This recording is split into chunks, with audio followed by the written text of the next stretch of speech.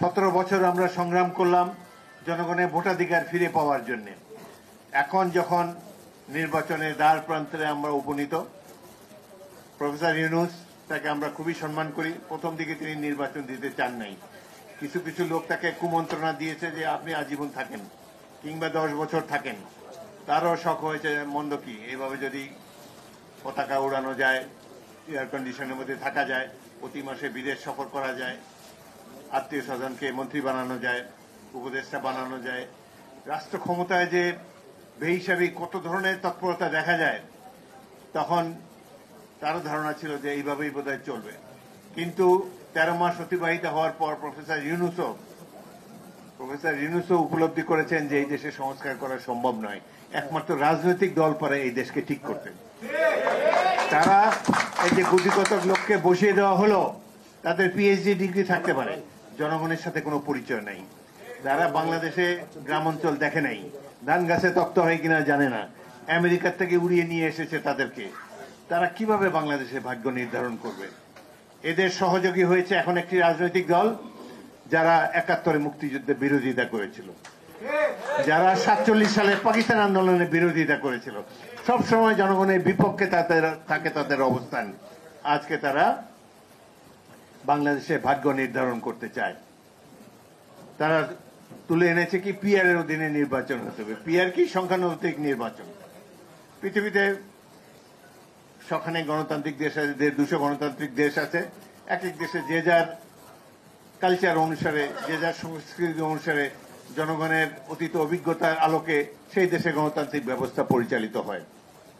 আমাদের দেশে প্রায় 100 বছরের কাছাকাছি 1937 সালে ভোট হয়েছিল এই বেঙ্গলে।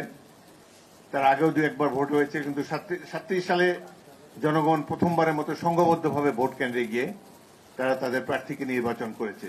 সেই 37 সাল থেকে আজ অবধি আমরা এই বর্তমান যে সিস্টেম বাংলাদেশে চালু রয়েছে, ওয়ান ম্যান ওয়ান ভোট, এইভাবেই একজন ব্যক্তিকে তারা নির্বাচিত করে এসেছে।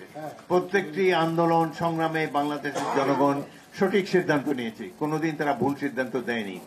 কিন্তু বর্তমান সরকারের এবং এই রাজনৈতিক দল জামাত ইসলামের কিছু কিছু লোক মনে করে যে আমাদের জনগণ ভোট দিতে জানে না, তারা অশিক্ষিত, সুতরাং ভোটের সিস্টেম পরিবর্তন করতে হবে। তারা সংখ্যানুপাতিক নির্বাচন বা পিআর বলে একটা ব্যবস্থা যেতে চায়।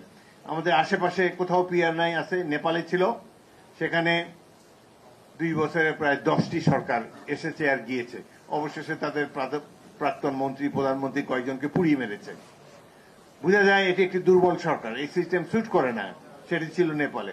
আরেকটা ছিল শ্রীলঙ্কাতে, সেখানেও একই অবস্থা হয়েছে, জনরোষের সরকার পতন হয়েছে। পাশের দেশ ভারত, যাদের বুদ্ধিতে এই সমস্ত কথাবার্তা বলে, সেখানে কিন্তু পিআর নাই, সেখানে বাংলাদেশের মতোই নির্বাচন হয়। গণতন্ত্রের মাদার কান্ট্রি যুক্তরাজ্যে, ইংল্যান্ডে, সেখানেও এই বাংলাদেশের মতো সিস্টেমে ভোট হয়।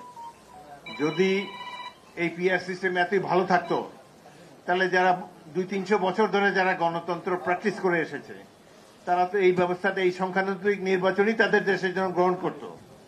তাহলে তো ইংল্যান্ডে এই সিস্টেমে ভোট হতো, প্রতিবেশী রাষ্ট্র ভারতেও এই সিস্টেমে ভোট হতো।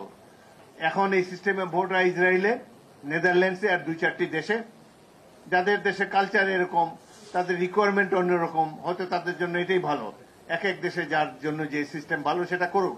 কিন্তু বাংলাদেশের মানুষ, সাম্প্রতিককালের একটি জরিপে দেখা গিয়েছে যে 56% মানুষ জানেই না যে সংখ্যানুপাতিক নির্বাচন কি। সুতরাং এই ধরনের একটি ব্যবস্থা যদি বাংলাদেশের উপরে চালিয়ে দেওয়া হয়, এটি অন্যায় করা হবে। জনগণের রায়কে সবসময় এই জামাতে ইসলামী ভয় পায়। এই জন্য প্রত্যেকটা নির্বাচনে অংশগ্রহণ করে কোনোদিন 17টার বেশি আসন পায় নাই।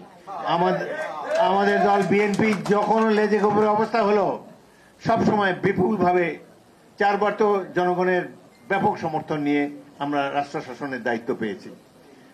1996 সালে অনেক লেজে গোবরের অবস্থায় আমরা নির্বাচন করেও 120টি আসন পেয়েছি। তখন এই জামাতে ইসলামী, আওয়ামী লীগ ঐক্যবদ্ধভাবে বিএনপিকে প্রতিরোধ করার চেষ্টা করেছিল।